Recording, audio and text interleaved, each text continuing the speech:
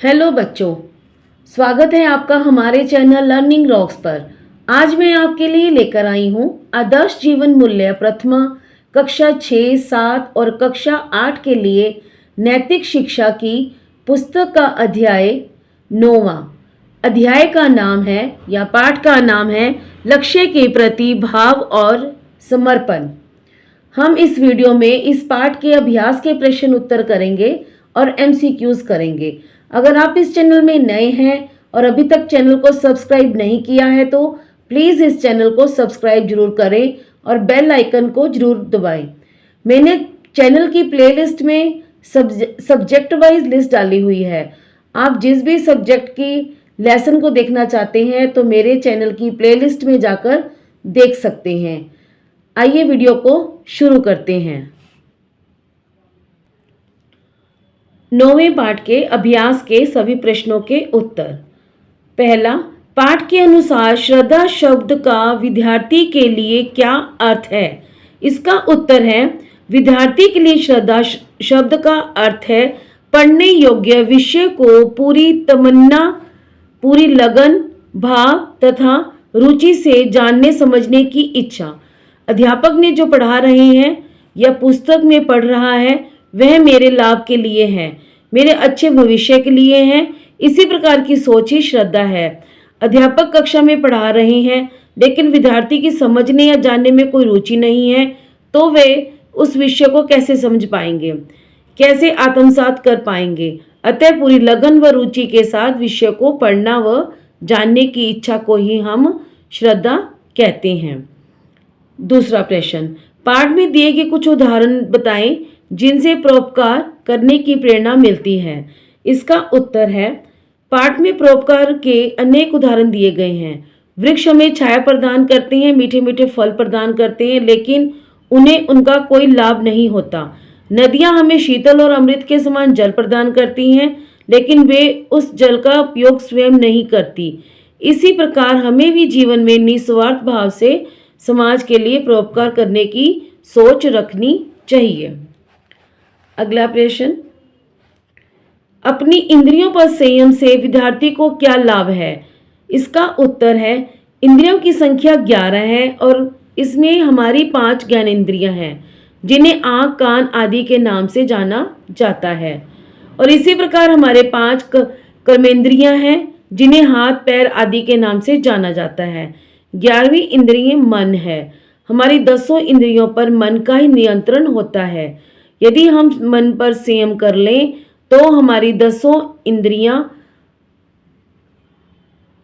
नियंत्रण में हो जाएगी। मन को बस में करने के लिए यह जरूरी है कि हम किसी भी विषय को पूरी रुचि व भाव लगन के साथ सुनने, जानने और समझने की कोशिश करें। अन्य प्रश्न, एकाग्रचित्त होकर पढ़ना क्यों जरूरी है? इसका उत्तर है, एकाग्रचित्त होकर पढ़ना इसलिए जरूरी है क्योंकि हम एकाग्रचित्त होकर ही पढ़ने वाले विषय को आसानी से समझ सकते हैं। पढ़ाई के प्रति यदि हमारा ध्यान नहीं होगा, हमारी रुचि नहीं होगी तो हम विषय को समझ नहीं सकते। दूसरा, आप समाज की भलाई या परोपकार के लिए क्या करना चाहेंगे? इसका उत्तर है कि मैं प्रतिदिन कुछ समय समाज के लिए लाऊंगा या लाऊंगी। समाज में भी जो निर्धन, लाचार, दिव्यांग, बेसहारा वृद्ध हैं उनकी भलाई के लिए काम करूंगी। मैंने सोचा है कि भविष्य में मेरी जो भी आय होगी उसका कुछ हिस्सा समाज के बेसहारा व्यक्तियों की सेवा व उनके सहयोग के लिए लाऊंगी। कुछ अन्य प्रश्न,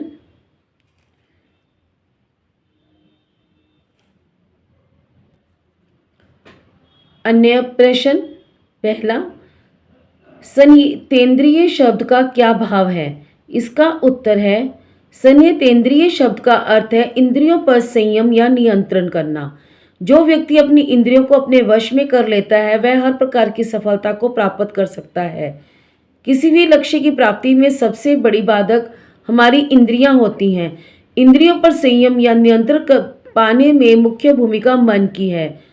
कहा भी गया है कि मन के हारे हार, मन के जीते जीत। जिसने मन पर विजय प्राप्त कर ली वह अपनी इंद्रियों पर भी विजय प्राप्त कर सकता है। उदाहरण के लिए हम पढ़ाई कर रहे हैं परंतु पढ़ाई में हमारा मन नहीं लगता, तो हम पढ़ने वाले विषय को आंख से देखते हुए भी पढ़ नहीं पाते हैं, परंतु मन को नियंत्रण में करके हम पढ़ने वाले विषय को पढ़ेंगे तो वह विषय हमारी समझ में अवश्य आएगा। अगला प्रश्न, इस पाठ में महाभारत की किस कथा का उल्लेख किया गया है?